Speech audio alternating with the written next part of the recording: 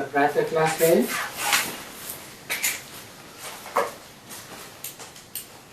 15 नवंबर 1968।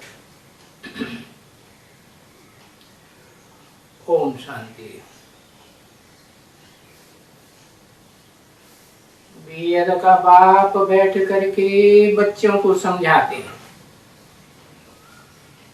कौन से बच्चों को?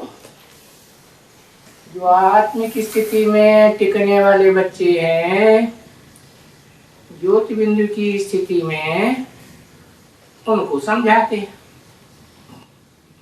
समझाने वाला बाप आत्माओं का बाप है, वेद का। अब है तो दोनों बाप, आत्माओं का बाप भी बाप है और मनुष्यों का बाप भी बाप है। मनुष्यों में मन होता है चंचल, और जो आत्माओं का बाप है वो तो अमन है, सदा अमन है। चंचल मन की तो बात ही नहीं। तो दोनों बाप हैं। एक को कहेंगे रूहानी बाप, रूहों का बाप, और दूसरे को कहेंगे जिस्मानी बाप। जो भी जिस्म है, मनुष्यों के हों, देवताओं के हों, राक्षसों के हों, पशु पक्षियों के हों, कीड़े मकोड़ों के हों, सबका बाप है। अब बाप है तो सबके बीज उस बाप में ही होंगे ना।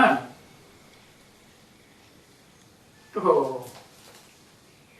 इसलिए शास्त्रकारों ने उस बाप को फॉलो कर लिया कि हम आत्मा हैं और हम आत्मा 84 लाख योनियों में जाते हैं। समझा? नहीं समझ में आया है? नहीं समझ में आया? हाँ, शरीर तो एक ही है बच्चे, एक ही है शरीर, और शरीर नहीं है। शरीर तो है, लेकिन सत्य रूपी रंगमंच पर सदा काल पार्ट बजाने वाला जो आत्मा का शरीर है वो तो एक ही शरीर है, जिसे कहते हैं जिस्मानी बाप, सब जिस्मों का बाप। 84 लाख योनियों में जो भी जिस्म मात्र हैं, उन सब का बाप है, सबका बीज। तो सब तरह का पार्ट भी बजाता होगा, है? बजाता हो। तो है तो दोनों बाप। तो जैसे दोनों बाप समझाते हैं, मतलब आगे पीछे तो समझाते होंगे कोई, कि दोनों साथ साथ ही समझाते हैं। अरे दोनों आत्मा एक साथ भी बोलती हैं क्या? शरीर एक का है, मुख एक का है? और जो पहले पहले उस मुख से ज्ञान सुनाने वाला है, अखूट ज्ञान का भंडार कहा जाता है, वो बाप पहले समझाते हैं और बाद में फिर जिस्मानी बाप भी समझाते हैं कि नहीं? समझाते हैं। भले एक समझाते हैं पहले और दूसरा समझते भी, फिर भी ऐसे कहेंगे कि दोनों बाप बैठ करके समझाते हैं। ऐसे नहीं कि वो जो होते हैं ना, क्या नेता लोग प्रजातंत्र सरकार के, वो खड़े होके भाषण देते हैं कि बैठ के देते हैं? खड़े होके भाषण, ये बैठ के समझाते हैं दोनों बाप। क्या समझाते हैं? यही समझाते हैं कि भाई ये ब्राह्मणों, नीची कुरियों के ब्राह्मणों, खास करके समझो। क्या है? ये जो तुम समझते हो कि हम आत्मा हैं, हमें ज्ञान मिल गया, हम ज्ञानी हो गए। अरे तुम आत्मा हो तो वो तो 84 लाख योनियां सब आत्मा ही आत्मा तो है। क्या खास बात हो गई है? हाँ, छोटी सी आत्मा हो ये ठीक है, लेकिन कौन सी आत्मा हो? देवता की आत्मा हो, मनुष्य की आत्मा हो, ऋषि मुनि की आत्मा हो, राक्षसों की आत्मा हो, कौन सी आत्मा हो तो छोटी सी है। और आत्मा में कितना मैल चढ़ा हुआ है? मैल चढ़ा हुआ रहता है ना। कैसे मैल कैसे चढ़ता है? अरे नहीं पता मैल चढ़ने का तरीका क्या है? अरे एक अक्षर लिखो समझ जाएंगे। हाँ, संग के रंग से मैल चढ़ता है। हवा जैसी देहधारी आत्मा का संग करेंगे वैसा रंग भी चढ़ेगा। तो कितना मैल चढ़ा हुआ है इस आत्मा, किस आत्मा? इस आत्मा कहा तो कोई की तरफ इशारा किया होगा ना। बहुत मैल चढ़ा हुआ होगा तो फिर बहुत बड़ा राक्षस बनेगा ना। प्रजापिता में बहुत मैल चढ़ा हुआ है, ठीक है, बाप है ना सबका, मैली आत्माओं का सबका बाप है। इस आत्मा में मैल चढ़ने से कितना घाटा पड़ जाता है, कितना घाटा पड़ जाता है।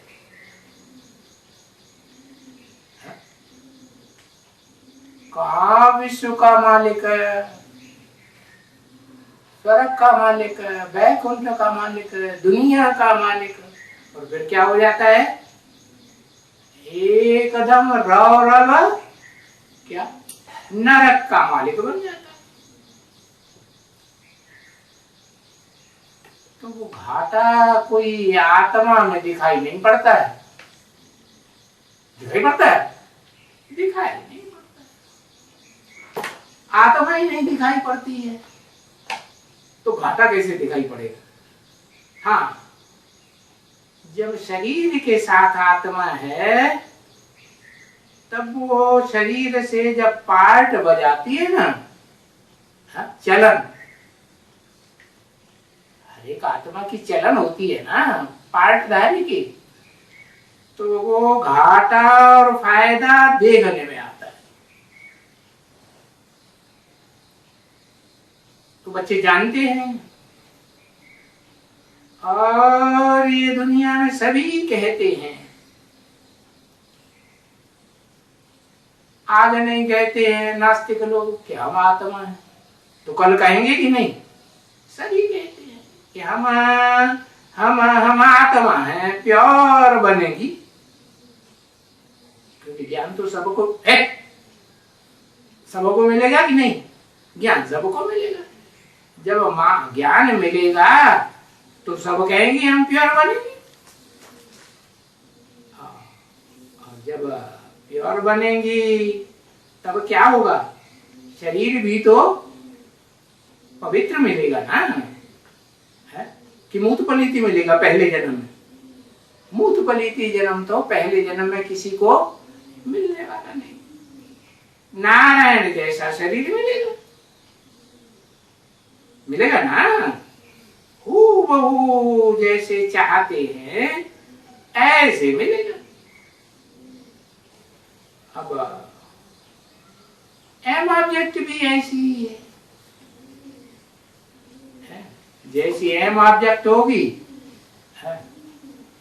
वैसा ही बनेंगे।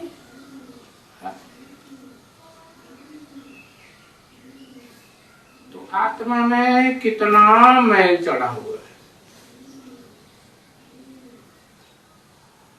जब ये मधु निकालते हैं ना, तो मधु में से कितना मैल निकलता है? हाँ। और मधु कितना शुद्ध निकलती है?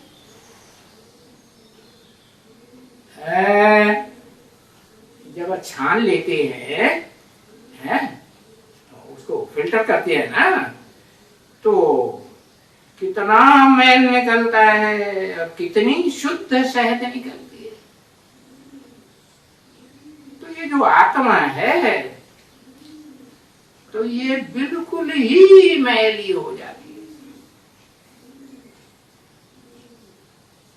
तो वास्तव में कहा भी ऐसे ही जाता है आत्मा को, क्या आत्मा जो बहुत मैली हो जाती है, गंदे काम करती है, तो उसको कहते हैं डर्टी ब्रूट्स। डर्टी ब्रूट कहते हैं, ऐसे कहते हैं ना। तो विवेक भी कहते हैं, विवेक माने बुद्धि, बुद्धि भी कहती है कि मेरी आत्मा बिल्कुल ही, जब आत्मा बनते हैं ना, शुद्ध आत्मा बनते हैं, तो कहते हैं मेरी आत्मा बिल्कुल ही कंचन है। अब कंचन तो सोने को कहा जाता है ना। सोना किसे कहा जाएगा? अब मुलम्मा किसे कहा जाएगा? शुद्ध सोना है 24 कैरेट, तो शुद्ध स्वयं सोना कहा जाता है। और उसमें मिक्सचरिटी हो गई है ना, काय की मिक्सचरिटी, कोई भी धातु की है, चांदी हो, तांबा हो, लोहा हो, कोई भी धातु की मिक्सचरिटी हो जाती है, तो उसे मुलम्मा कहा जाता है। एकदम इम्प्योर होने के कारण, तो देखो एकदम प्योर और फिर एकदम इम्प्योर शरीर, फिर देखो कैसा मिलता है। प्योर आत्मा तो शरीर भी प्योर, और इम्प्योर आत्मा तो शरीर भी इम्प्योर भी। और मनुष्य पूजा किसकी करते हैं? आत्मा की पूजा करते हैं कि देहधारी की पूजा करते हैं? देहधारी की पूजा करते हैं। मान लो शालिग्राम की पूजा करते हैं, करते हैं कि नहीं? नहीं करते। तो उसको देह है? शालिग्राम को देह नहीं, देह है नहीं है, तो फिर वो शालिग्राम को बंधन क्यों दिखाते हैं? ये दुख दर्दों का जो बंधन है वो दिखाते हैं ना, बंधी हुई है। कैसे बंधी हुई? मुक्त है कि बंधी हुई है? बंधी हुई है। तो देखो मनुष्य तो ऐसे शरीर को ही पूजते हैं ना जो बंधन में आ जाता है।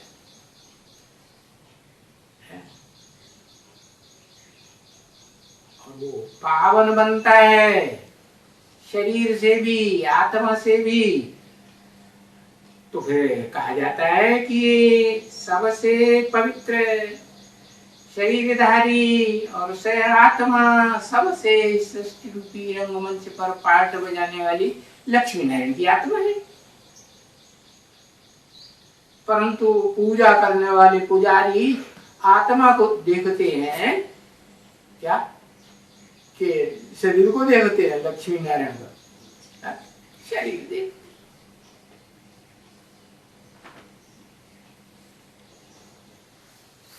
तो देखो नहीं, आत्मा को नहीं देखते हैं। जब मंदिर में दर्शन करने जाते हैं ना, तो जो यादगार मंदिर बना हुआ है उनके शरीर को पूजते हैं। और आत्मा की पहचान भी शरीर से ही मिलती है।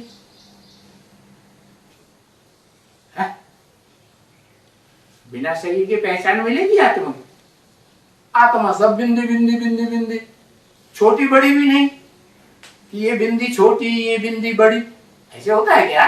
नहीं, वो तो मिसाल दी जाती है स्टार्स के साथ। तारे होते हैं ना आसमान में, वो छोटे बड़े देखने में आते हैं ना, तो वो तो जड़ सितारे हैं। और ये आत्मा तो चैतन्य है ना, तो ये अति सूक्ष्म है। उसकी पहचान तब होती है जब शरीर धारण करे, है, और शरीर से एक्ट करे, पार्ट बजाए, उसकी चलन से पता चलता है।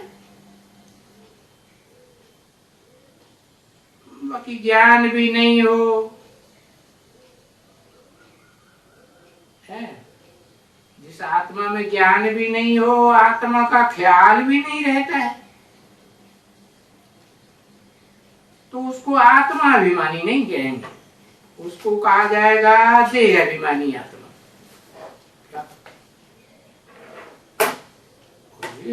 लड़ते रहो भूत प्रेतों से, क्या उनके कब्जे में आ जाना है क्या? है नहीं, बिल्कुल नहीं। तो फिर बताया देह को देखते हैं, आहा, क्या अंदर सोचते आत्मा बड़ी सुंदर है? अरे नहीं सोचते, क्या सोचते हैं? देह बड़ी सुंदर है। हाँ। बाकी वास्तव में पहले तो सुंदर आत्मा बनती है ना, हाँ? कि देह सुंदर बनती है? पहले क्या सुंदर बनती है? चैतन्य सुंदर बनेगा कि जड़ सुंदर बनेगा? लक्ष्मी के दो रूप हैं, महालक्ष्मी है, महाकाली बनती है, और लक्ष्मी महागौरी बनती है। तो किसकी आत्मा सुंदर और किसकी आत्मा एकदम काला पार्ट बजाती है? महाकाली कही जाती है।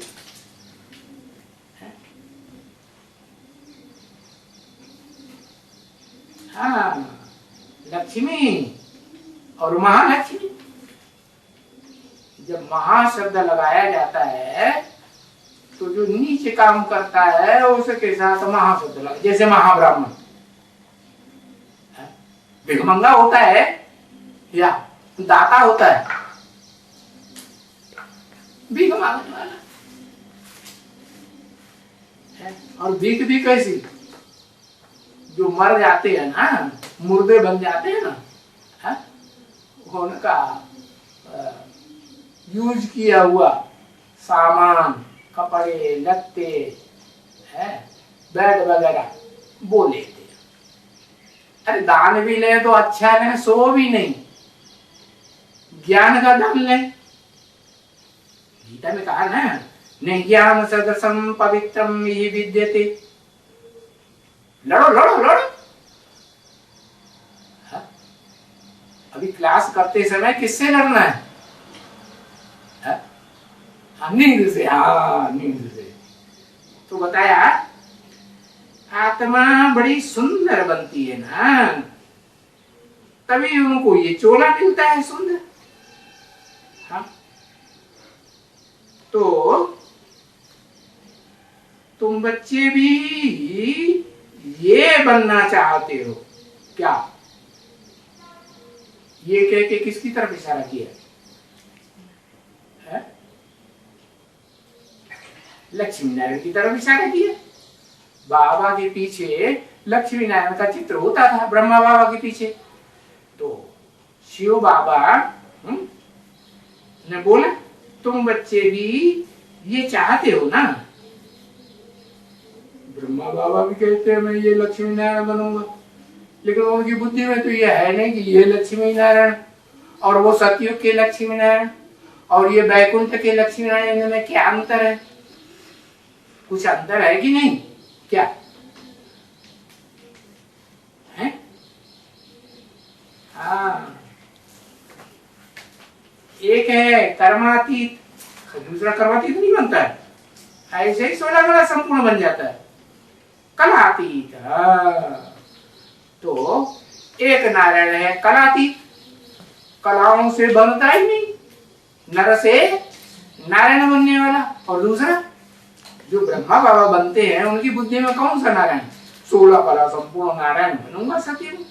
सतयुग में 16 कला संपूर्ण होती है ना, जब युग ही 16 कला संपूर्ण, तो पैदा होने वाले भी सब 16 कला संपूर्ण। लेकिन ये बात जो है वो शास्त्रकारों की बुद्धि में, ऋषि मुनियों ने जिन्होंने शास्त्र लिखे, दाढ़ी मूंछ वाले होते हैं भिखारी, उनकी बुद्धि में नहीं रहता। तो क्या लिख देते हैं क्या कि कृष्ण ने गीता ज्ञान दिया कौन से युग में? द्वापर के अंत में। अरे द्वापर कौन थी, किसी का लिखा होता है? तुमने शास्त्रों में क्या लिखा? शास्त्रों में तो लिख दिया सतयुग 16 कला संपूर्ण, त्रेता 14 कला संपूर्ण, और द्वापर 8 कला संपूर्ण। तो जहां 8 कला पूरे युग में ही होती हैं आदि से लेकर के, तो फिर वहां कृष्ण 16 कला संपूर्ण कहां से आ गया? आएगा? और फिर कलाओं के बंधन में आने वाला जो कलाबद्ध है वो कलातीत भगवान कैसे बनेगा? ज्ञान सूर्य बनेगा? सूर्य को कलाओं में बांधा जाता है? बांधा जाता है? नहीं बांधा जाता। तो देखो ये आत्मा कितनी साफ और शुद्ध चाहिए, कितनी साफ और शुद्ध चाहिए, क्या बताएंगे? इतनी साफ और शुद्ध चाहिए जो 16 कला जो सतयुग है ना, उससे भी ऊंची स्टेज वाली आत्मा बन जाए कलातीत। क्या? इंद्रियों का सुख का भान ही न रहे, इंद्रियों की याद ही न रहे, है? हाँ, इंद्रियों का सुख नहीं लेती है, इंद्रियों से अतीत का सुख लेती है। इतनी शुद्ध चाहिए, वाइब्रेशन का सुख लेती है। अब समझ लो कि कलयुग के अंत में जो कलाहीन कलयुग कहा जाता है, उस कलयुग में आकर के कितनी मैल भर जाती होगी आत्मा में। हाँ,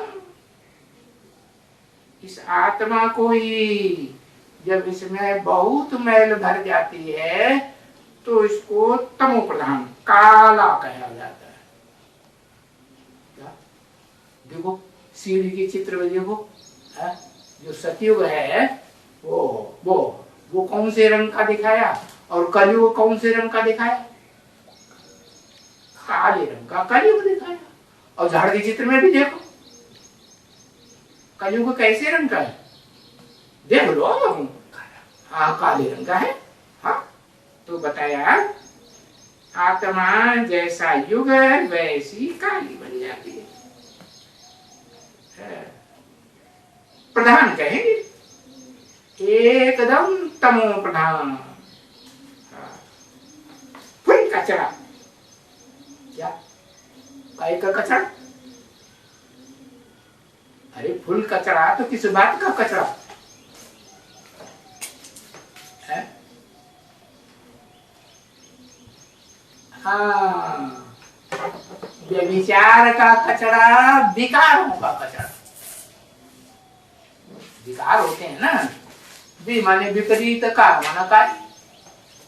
क्या विपरीत कार्य?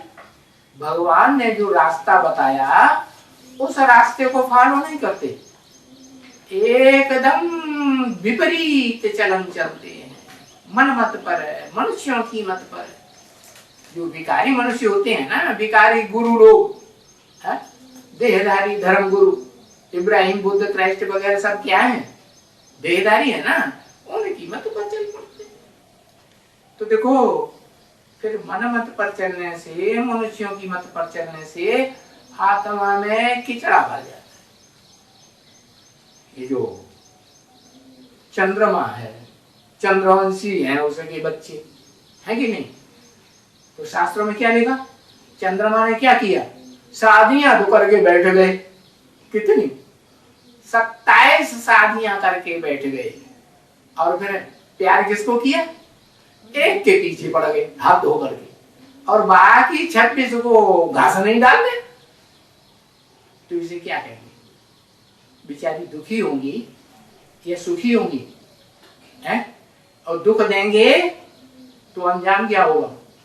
दुखी होकर मरेंगे। ऐसे ही होता है ना। हाँ, दुखी होके मरेंगे माने क्या होगा? हाँ? वही दुखी होके कौन मरते हैं?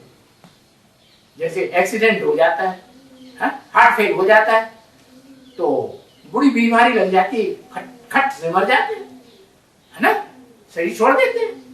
तो क्या कहेंगे? बुरी मौत हुई, अच्छी मौत हुई। हाँ?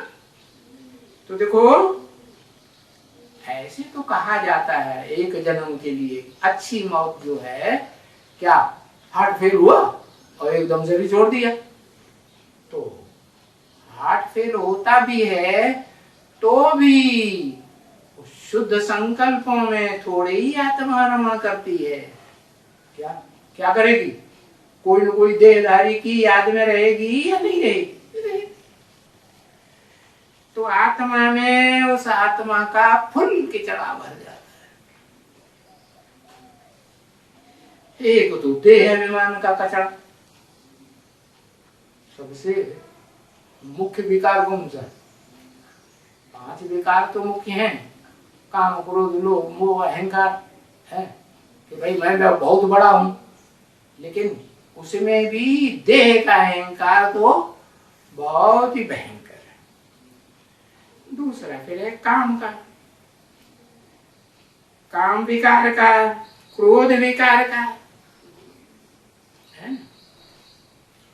ये सभी कचरा, बिल्कुल ही कचरा है। अभी क्या करते हैं? अभी तुम बच्चे ये कचरा निकालने के लिए है, इसको कचरे को निकालने के लिए इसके कोई चीज रखी जाती है ना? नहीं रखी जाती। अरे कपड़े में मैल हो जाता है तो कोई चीज रखी जाती है ना? क्या चीज रखते हैं? वाशिंग। उस वाशिंग का नाम क्या है? बाबा ने नाम भी दिया है कि हाँ, साबुन। कौन सा साबुन? अच्छा, केरोसिन से कपड़े साफ होते हैं तो केरोसिन उठाया लाया करो, है? लक्ष्य सोप। बाबा ने क्या कहा? वो लक्ष्य सोप को सदैव बुद्धि में रखो। ये लक्ष्य सोप को क्या होता है? स्थूल कपड़ों को साफ करने वाला लक्ष्य सोप। इंडिया में जो साबुन बना था सबसे पहले, वो कौन सा साबुन आया था? कपड़े भी धोते थे, नहाते भी थे, शरीर भी कपड़ा भी साफ करते थे, और ये स्थूल कपड़े हैं वो भी साफ करते थे। क्या नाम था उसका?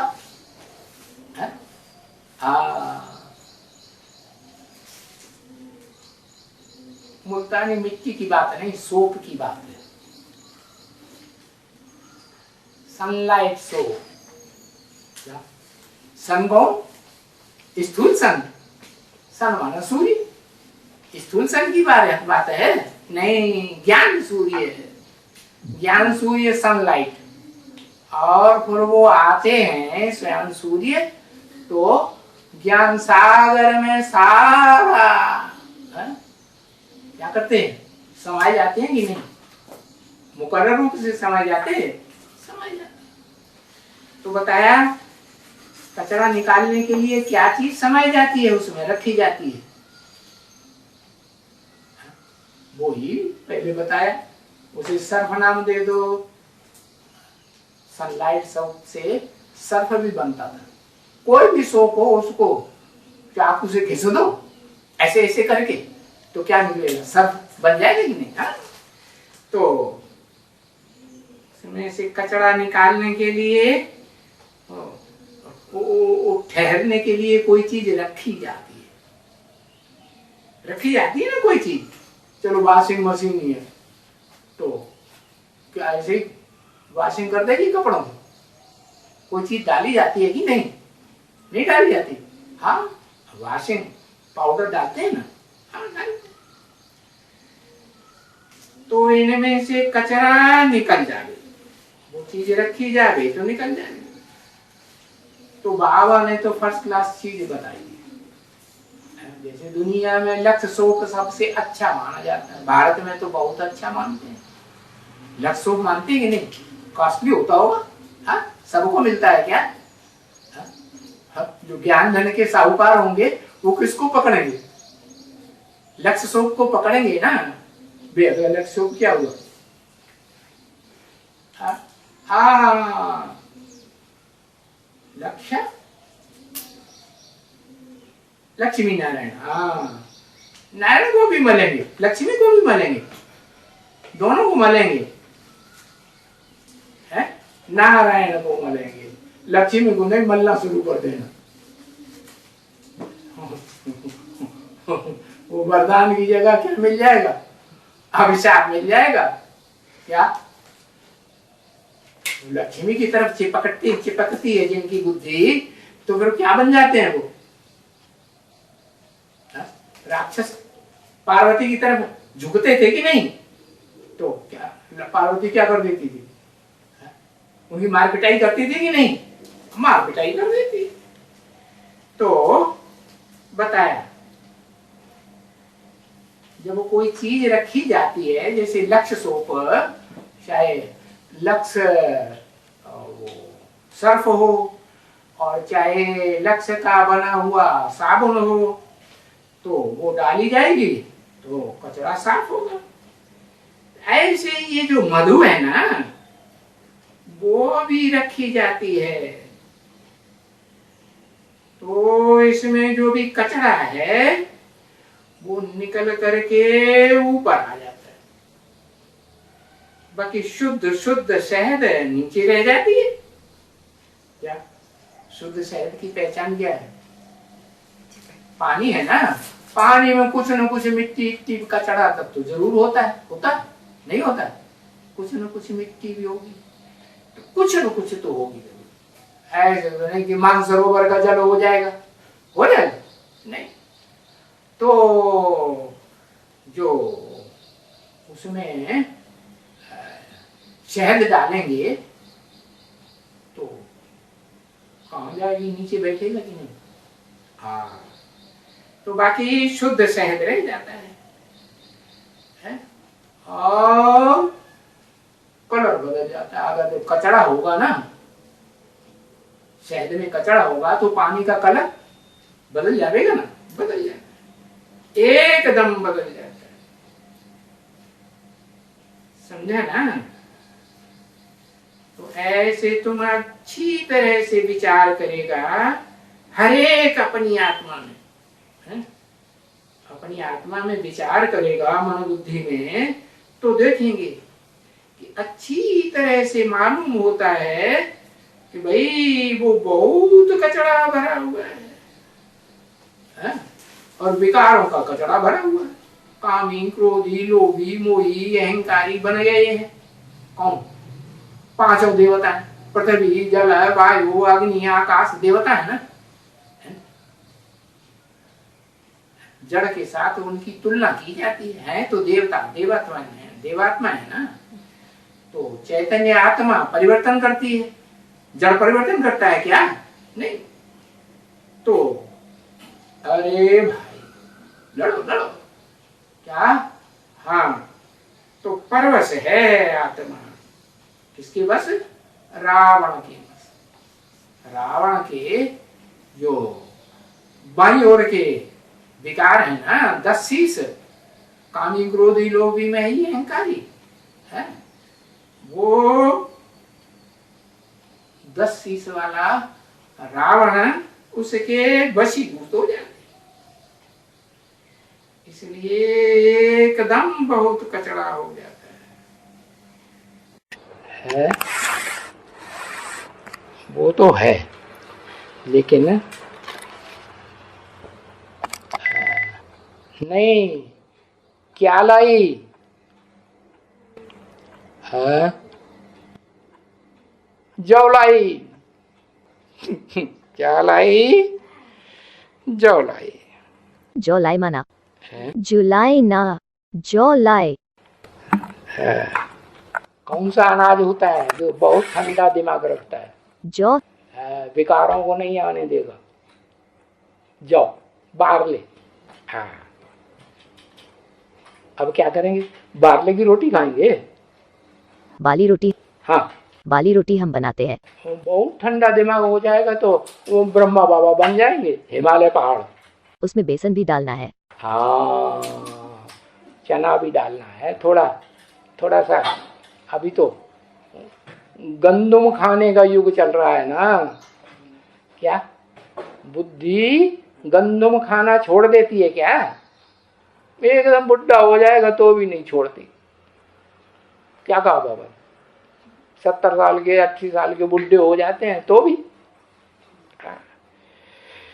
तो 1 6 7 हाँ 1 7 1 7 और 31 21 21। हाँ 1 7 21।